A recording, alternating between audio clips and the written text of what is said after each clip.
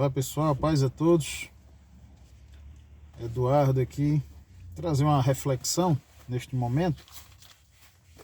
Se encontra aqui no Evangelho segundo escreveu Lucas, né? O Evangelho de Cristo, segundo escreveu Lucas. Lucas no capítulo 15, a partir do versículo 11, e essa leitura vai até o versículo 32. Mas para que não fique uma leitura grande demais, né, porque o tempo não permite, mas eu gostaria de ler somente um trecho. O versículo 12 diz assim, ó, Lucas 15, versículo 12. E o mais moço deles disse ao pai, Pai, dá-me a parte da fazenda que me pertence. E ele repartiu por eles a fazenda. Versículo 13.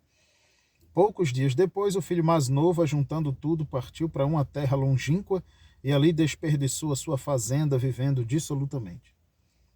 O versículo 32 diz assim, mas era justo alegrarmos-nos e regozijarmos-nos, porque este teu irmão estava morto e reviveu, tinha-se perdido e foi achado.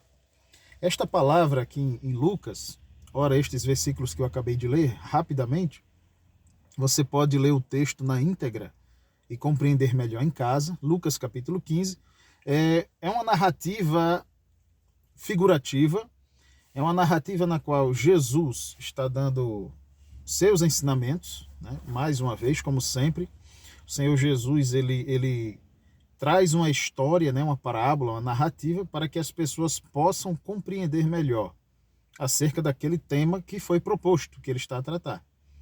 E no caso aqui de Lucas, né, do escritor Lucas, tem um epígrafe, que é a parábola do filho pródigo.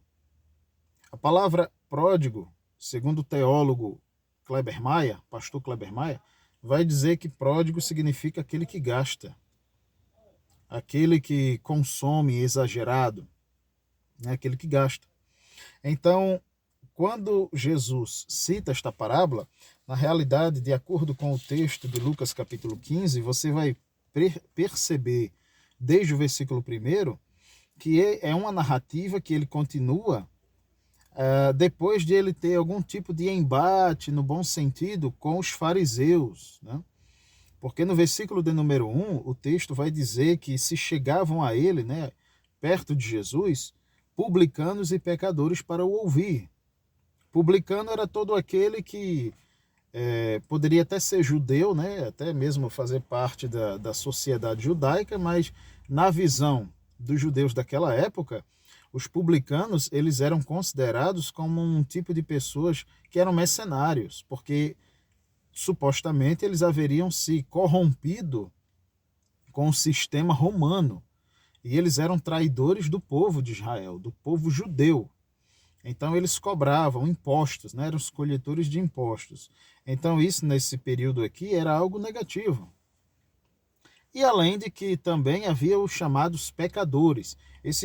Essa palavra pecadores, ela faz alusão, queridos, alusão aos ladrões, aos beberrões, às prostitutas, entre outras pessoas, né? Até mesmo a plebe, mas pobre, que para alguns fariseus da época, né, alguns fariseus e escribas, doutores da lei, claro que não eram todos, mas haviam aqueles que eram corruptos, né, e estavam acoleados com Roma, com o Império e tal, e eles se consideravam seres superiores. Então, por isso que você vai ver por várias vezes o Senhor Jesus, ele debatendo, né, ele falando contra os fariseus e os chamando a atenção por causa da sua hipocrisia. Tanto é que tem uma passagem bíblica que o Senhor Jesus, ele fala para o povo e diz, olha, na cátedra de Moisés assentaram-se os fariseus, ou seja, na cadeira de Moisés estão assentados os fariseus.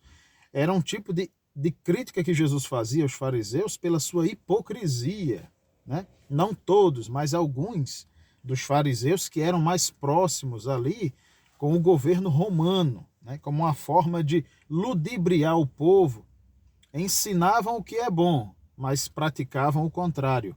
Daí Jesus criticar tanto a hipocrisia deles, né?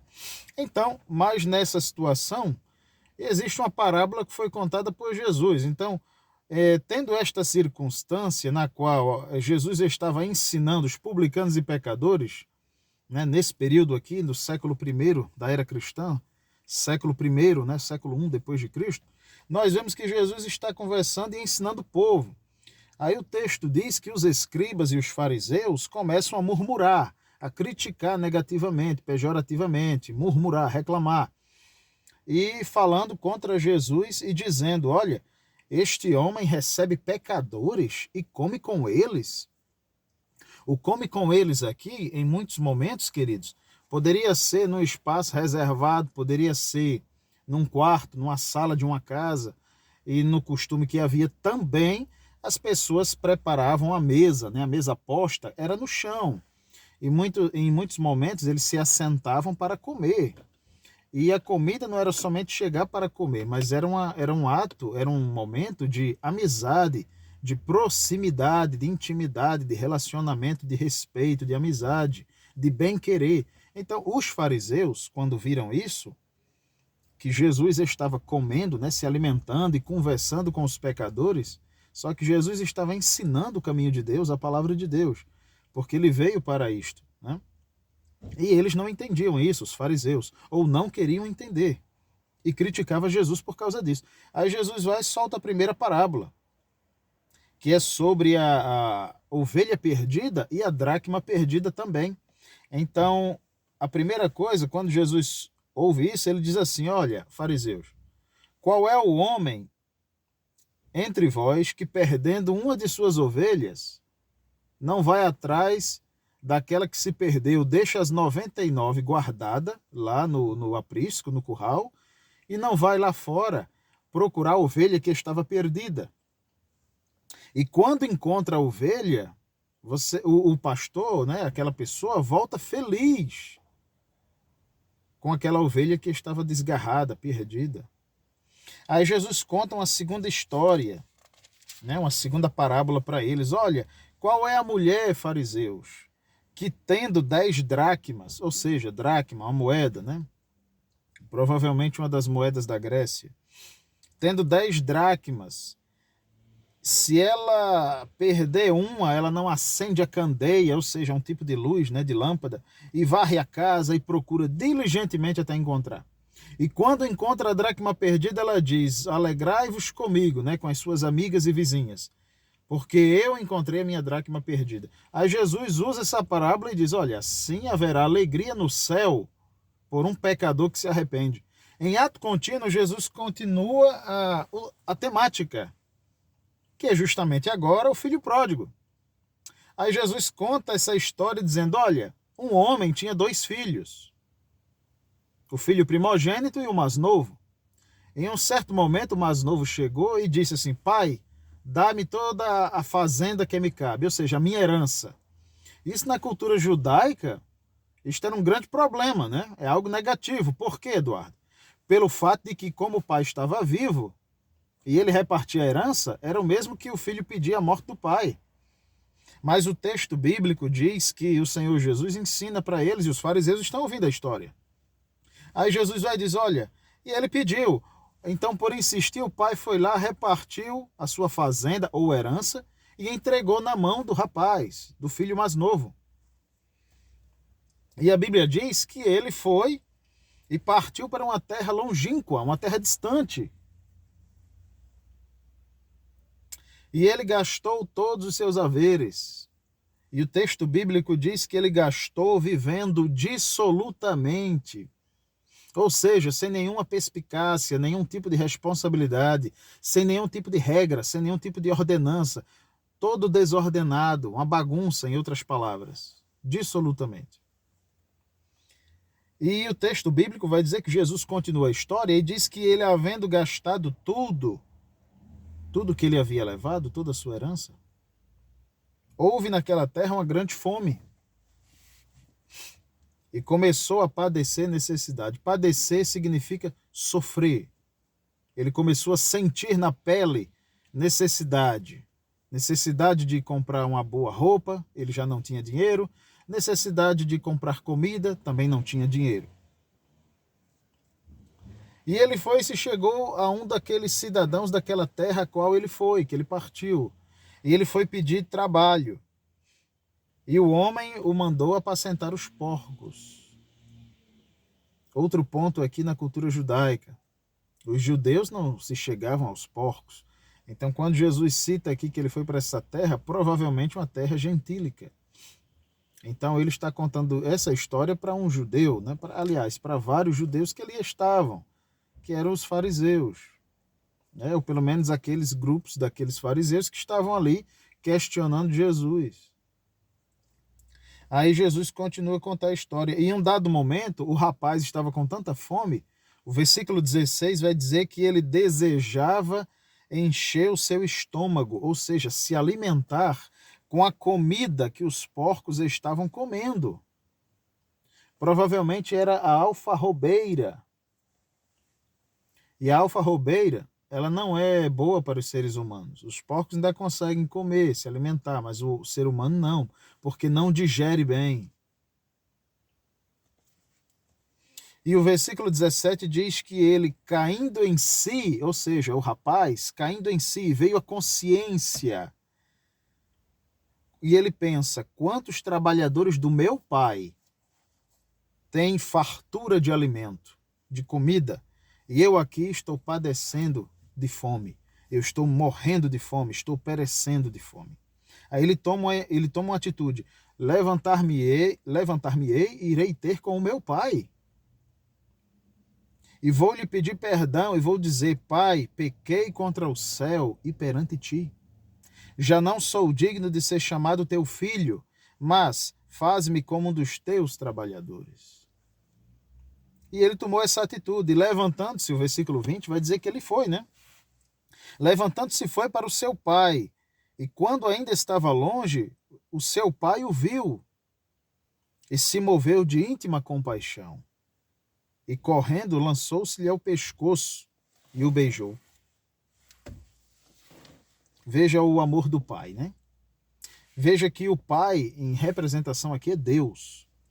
O filho mais velho representava os fariseus, os guardadores, entre aspas, e cumpridores, entre aspas, da lei. Era isso que Jesus estava criticando. E o filho mais novo representava aqueles pecadores lá do início do texto, quando os próprios fariseus criticavam Jesus e questionavam, este come com pecadores? Este come com pecadores, com publicanos? Criticando Jesus. Aí Jesus conta essa parábola, conta essa história. Resumindo aqui, para encerrar o vídeo, o pai o recebeu, abraçou, perdoou, mandou os seus empregados que colocassem uma boa roupa nele, colocassem sapatos nos seus pés, um anel no dedo. Este é o meu filho amado. E o recebeu, o perdoou. Assim é Deus para conosco. E lá o texto vai dizer que depois de um tempo, lá vem o filho mais velho. Quando ouviu as cantorias, as danças, as músicas, pergunta a um dos seus servos e diz, olha, o que é que aconteceu? Aí o homem diz, olha, o teu filho, o teu irmão voltou. Aí ele pergunta, ele fez riqueza, ele está bem? Perdeu tudo, e ele ficou irado. Ainda mataram um bezerro cevado, ele fica com raiva e não quer entrar dentro de casa.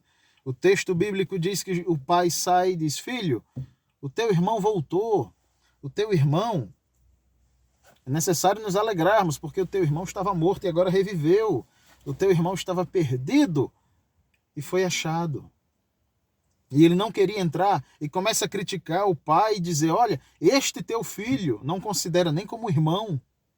Este teu filho não respeitou nem o pai.